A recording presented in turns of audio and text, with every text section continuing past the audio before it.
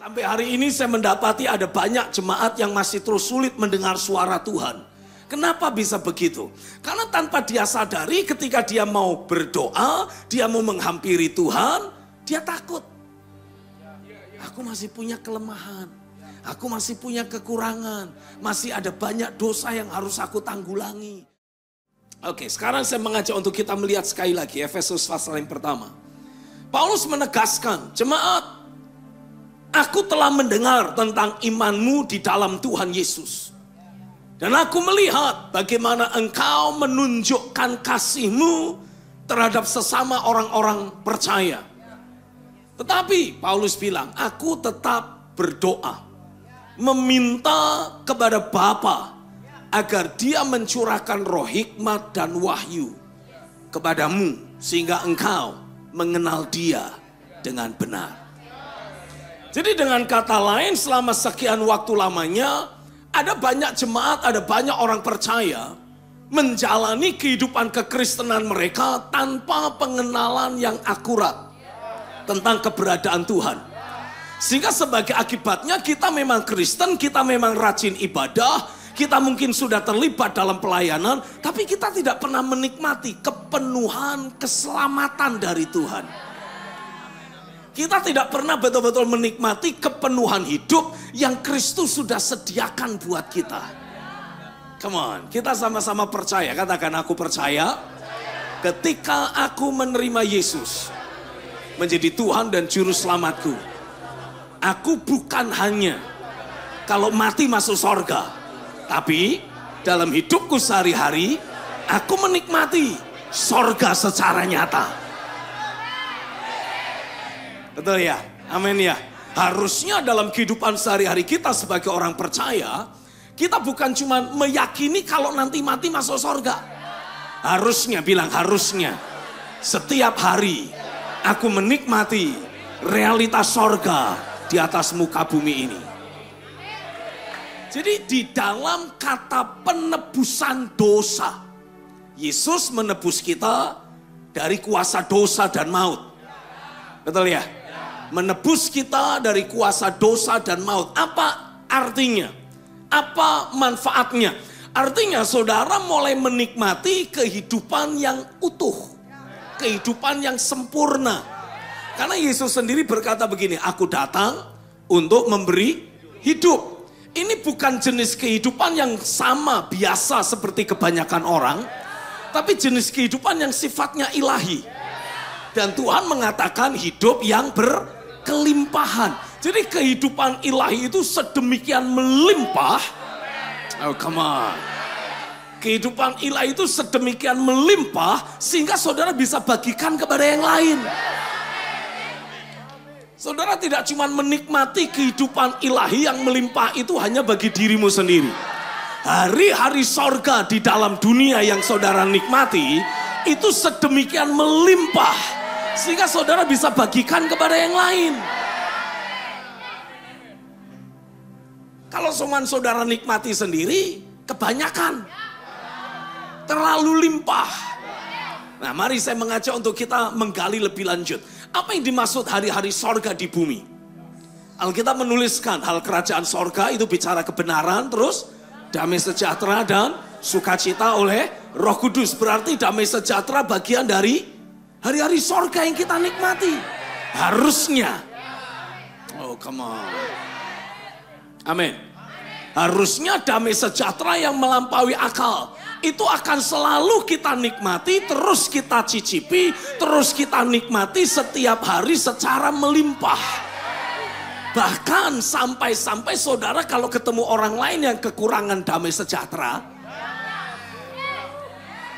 orang kalau kekurangan damai sejahtera gimana jadinya? Khawatir, betul ya? Gelisah. Nah kalau saudara ketemu orang yang khawatir, saudara bisa membagi damai sejahtera yang saudara miliki kepada orang itu. Karena saudara punya banyak. Jadi walaupun dikasih, saudara tidak kurang. Oh come on. Bahkan semakin saudara memberi, saudara akan lebih banyak menerima. Karena kalau orang menabur pasti akan menuai. Hari ini aku berdoa biarlah hari-hari sorga terus nyata. Limpahan damai sejahtera sorgawi akan terus nyata. Bahkan semakin melimpah dalam hidupmu. Terjadilah di dalam nama Yesus. Dan angkat tanganmu sama-sama lalu bilang, Roh Kudus, tolong aku untuk mulai membagikan limpahan damai sejahtera yang aku terima daripadamu ke orang-orang lain yang sedang membutuhkannya. Di dalam nama Yesus, aku terima tuntunan, arahan, bimbingan, kemampuan dari Roh Kudus untuk aku membagi damai sejahtera Kristus kepada yang lain. Terjadilah atasku di dalam nama Yesus. Yang percaya sama-sama katakan, amin. Amin. Jadi saya percaya itulah yang seharusnya mulai terus kita lakukan. Kalau saudara menikmati makanan yang banyak. Saudara makan sampai kenyang. Tapi masih banyak yang sisa. Saudara makan lagi sampai perutnya udah tambah buncit. Tapi masih banyak sisa. Engkau makan lagi sampai udelnya mulai keluar. Saking banyaknya makan, tapi masih banyak yang sisa. Apa yang saudara akan lakukan? Bagi ke yang lain. Nah, hal yang sama Tuhan kehendaki untuk saudara alami dalam hidupmu. Engkau menikmati damai sejahtera yang melimpah. Amin. Bukan hanya damai sejahtera. Hal kerajaan sorga juga bicara tentang apa? Sukacita oleh Roh Kudus. Jadi saudara harusnya, bilang harusnya, selalu menikmati sukacita ilahi. Ini jenis damai sejahtera dan sukacita yang tidak dipengaruhi apa yang terjadi di sekitar kita. Tapi dipengaruhi oleh Roh Kudus yang bekerja di dalam kita. Selama Roh Kudus terus bekerja dalam dirimu. Selama ada kuasa firman terus terngiang-ngiang dalam pikiranmu. Masih ingat itu? Harusnya, bilang harusnya.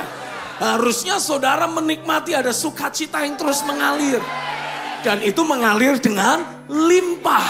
Itulah jenis kehidupan yang Tuhan sediakan bagimu. Halo, amin.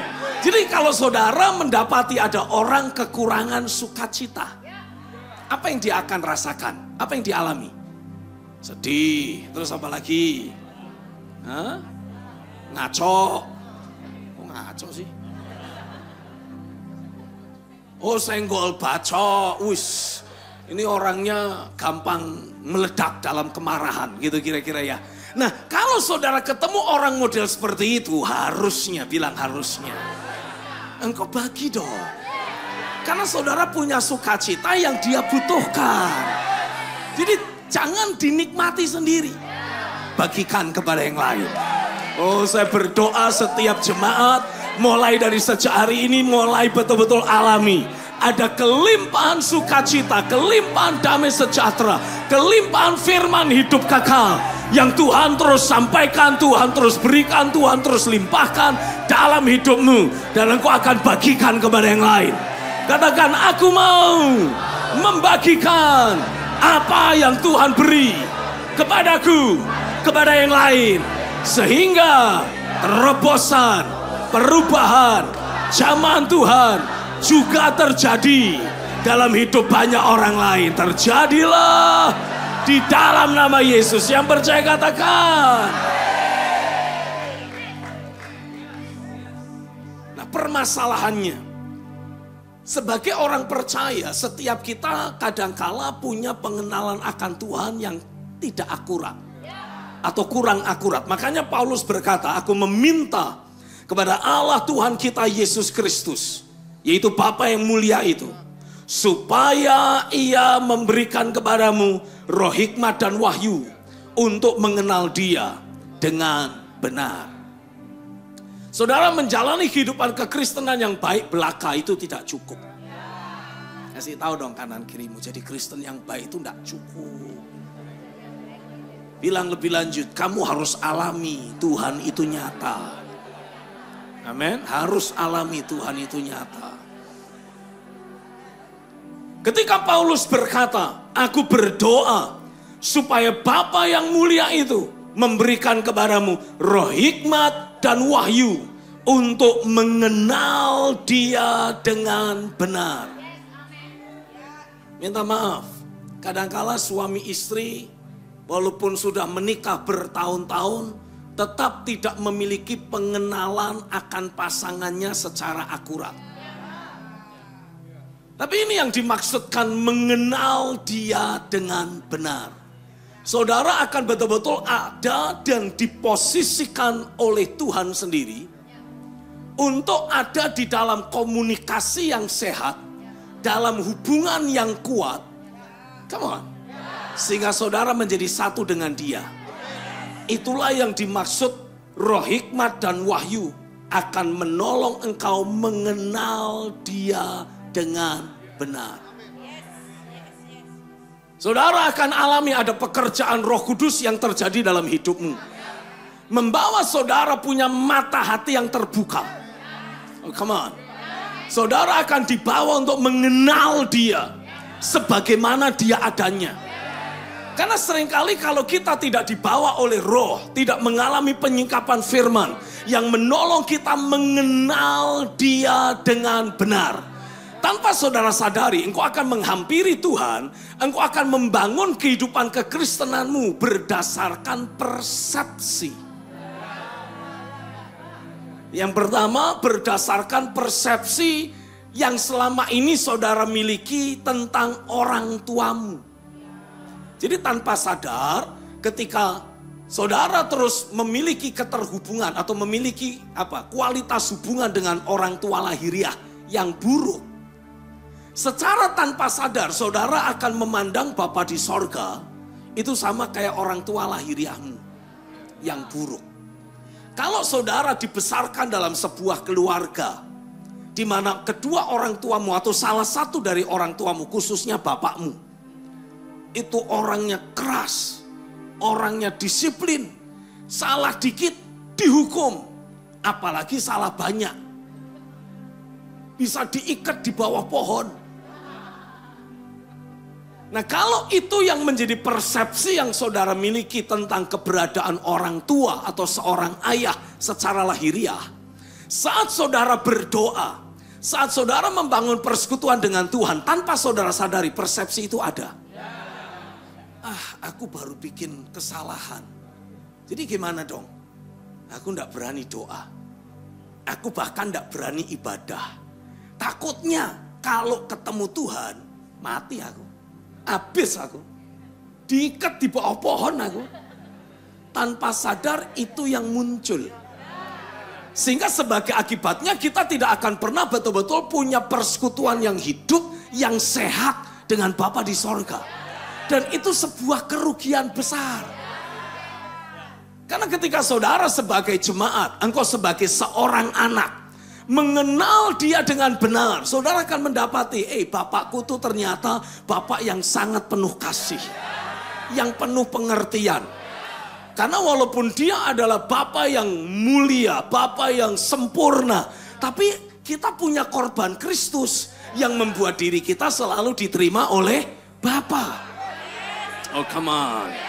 Hal itu saja akan membuat kita menjadi lebih mudah mendekati Dia dan membangun persekutuan dengan Dia.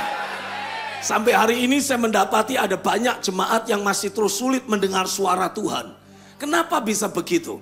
Karena tanpa dia sadari ketika dia mau berdoa, dia mau menghampiri Tuhan, dia takut. Aku masih punya kelemahan. Aku masih punya kekurangan. Masih ada banyak dosa yang harus aku tanggulangi. Wah, bagaimana ini? Kalau aku berdoa, Tuhan tahu dosa-dosaku. Aku ditendang dari sorga. Enggak lah, percayalah. Bapamu memahami apa yang ada dalam hidupmu. Bukan berarti Bapa di sorga menerima tindakan-tindakan dosa yang saudara lakukan. Tidak. Dosa yang kau lakukan tetap dibenci oleh Tuhan. Tapi hidupmu itu dicintai Tuhan. Nah, yang Tuhan mau saudara itu belajar menghampiri Dia tanpa takut ditolak. Taruh saja hidupmu dalam tangannya dan izinkan Tuhan bekerja. Dia menerima engkau apa adanya. Bilang, terima kasih Bapa, karena mau menerima aku apa adanya. Dengan semua kekurangan, semua kelemahan, bahkan dosa yang masih ada dalam hidupku, engkau masih mau menerima aku. Katakan itu, amin. Tapi saudara juga harus mau membuka dirimu. Saat engkau ada di tangannya, izinkan dia membentuk ulang hidupmu. Dia akan memisahkan kegelapan dari hidupmu. Dia akan terus memberi firman, dia akan terus bekerja dalam hidupmu.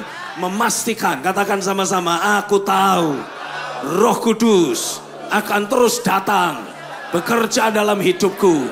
Memberi aku firman, memastikan kegelapan tersingkir keluar dari hidupku.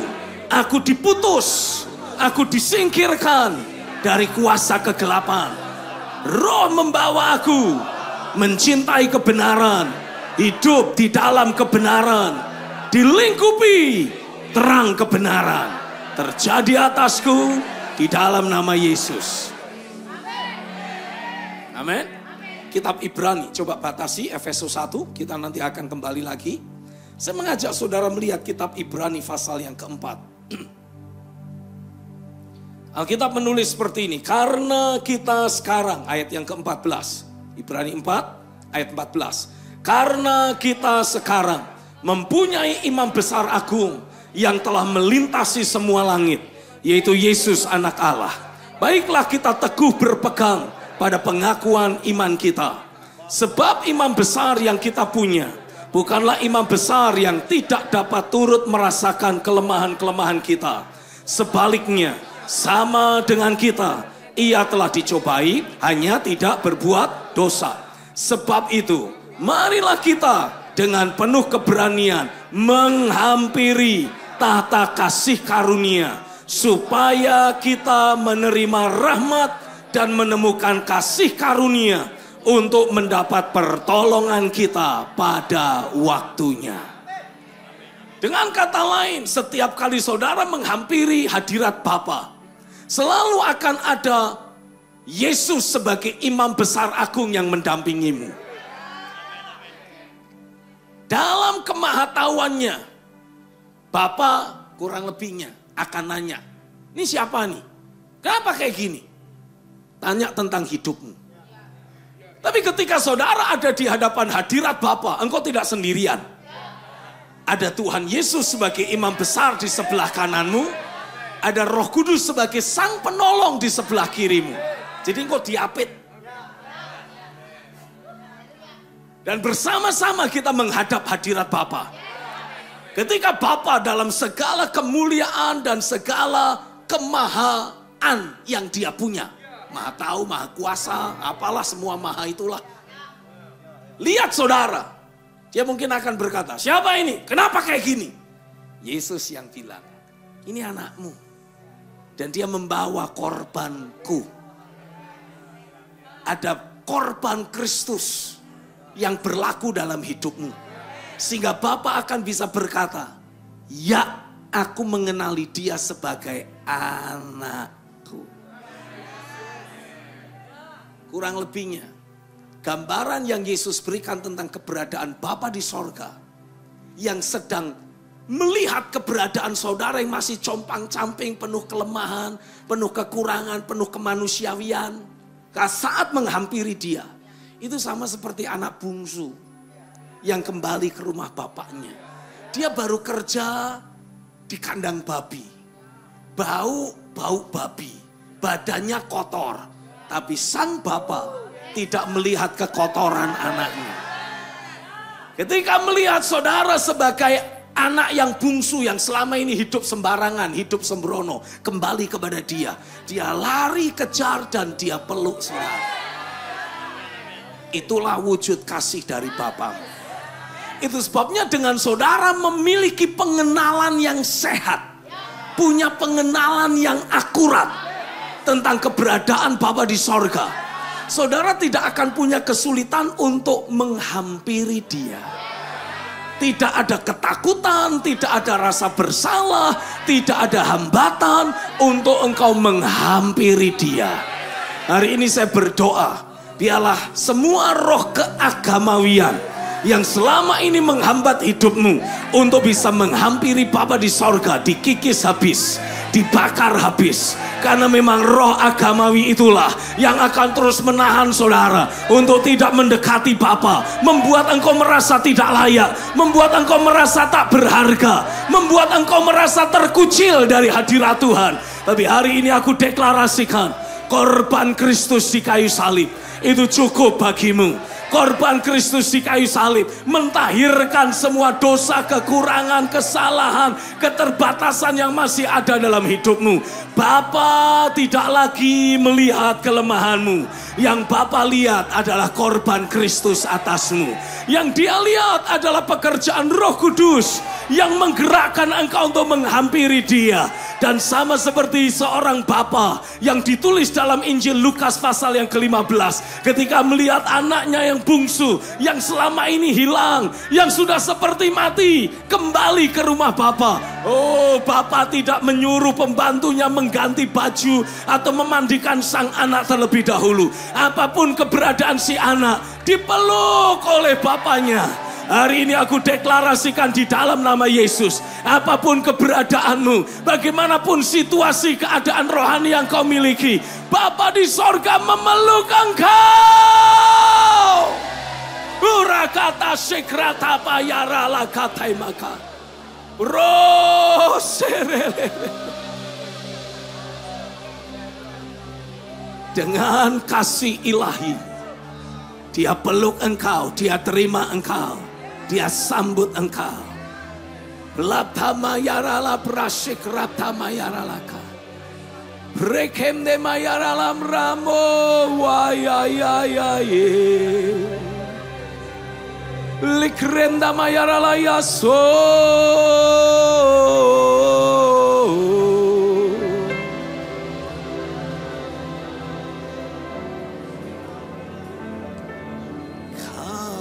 Bukan kasih, surga hanya cerita,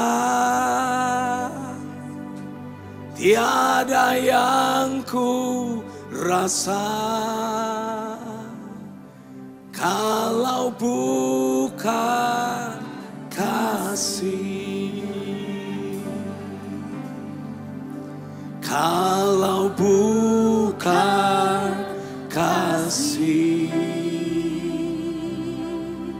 surga hanya cerita, tiada yang ku rasa kalau bukan kasih. Biarlah kasih ilahi dicurahkan, dilepaskan. Biarlah kasih dari Bapa dicurahkan, dilepaskan, menjamah, memenuhi batinmu, membersihkan engkau dari rasa bersalah, membersihkan engkau dari rasa tertolak, mentahirkan hatimu, memberikan engkau hati nurani yang baru, membawa engkau untuk menghampiri Dia dengan penuh keberanian, menghampiri Dia dengan penuh kekuatan iman. Orala kata sikrap tamayarala kerapaka. Alkitab jelas menuliskan betapa lebihnya darah Kristus yang oleh roh yang kekal telah mempersembahkan dirinya sendiri kepada Allah sebagai persembahan yang tak bercacat. Korban Kristus itu akan menyucikan hati nurani kita dari perbuatan-perbuatan yang sia-sia, supaya kita dapat beribadah kepada Allah yang hidup. Angkat dua tanganmu sama-sama. Biarlah kasih Kristus dan korban Kristus dicurahkan atas hidupmu. Karena sesungguhnya lewat korban Kristus itu, oleh darah Yesus, kita sekarang boleh penuh keberanian untuk menghampiri tempat kudus. Sehingga kita akan bisa menghadap Allah dengan hati yang tulus ikhlas, dengan keyakinan iman yang teguh. Karena hati kita telah dibersihkan dari hati nurani yang jahat, dan tubuh kita telah dibasuh dengan air yang murni. Orala krite merili kerata mayaraka. Kasih dari surga memenuhi tempat ini. Kasih dari Bapa surgawi. Kasih dari Yesus mengalir di hatiku, membuat damai di hidupku, mengalir kasih dari tempat tinggi, mengalir kasih dari tata Allah Bapa, mengalir, mengalir, mengalir dan mengalir, mengalir memenuhi hidupku. Aku berdoa tidak ada satupun dari antara jemaat yang hidupnya terus kosong, tapi biar hidupmu terus dipenuhi dengan kasih dari Bapa. Hidupmu dipenuhi, dilimpahi dengan kasih yang ilahi. Dan biarlah kasih ilahi itu menghapus segala konflik batin, menghapus semua kekecewaan, menghapus semua sakit hati, menyingkirkan semua hati yang terluka, disembuhkan, dipulihkan, dibebaskan, dimerdekakan, membuat engkau jadi pribadi yang berbeda. Hidupmu penuh dengan kasih-Nya. Haleluya. Sama-sama angkat tanganmu. Kasih dari surga memenuhi tempat ini. Kasih dari Bapa surgawi. Terima kasih ilahi ini.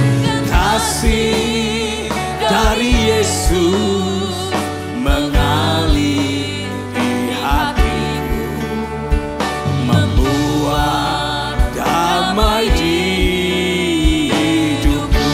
Sekali lagi, kasih dari surga, kasih dari surga memenuhi tempat ini, dan kasih dari Bapa surgawi.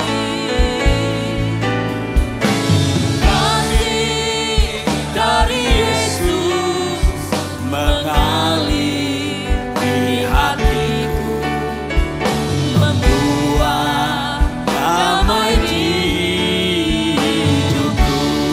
Sama-sama angkat dua tanganmu, mengalir, mengalir kasih dari tempat tinggi,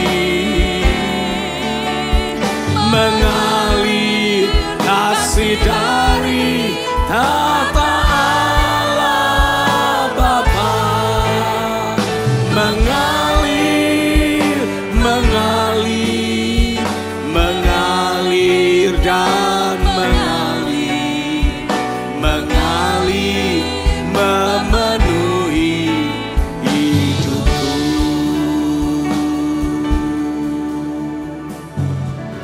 Amin. Tuhan telah taruh di hatiku tekad dan cita-cita atas bangsaku, untuk menghadirkan masa depan baru, adil setara bagi semua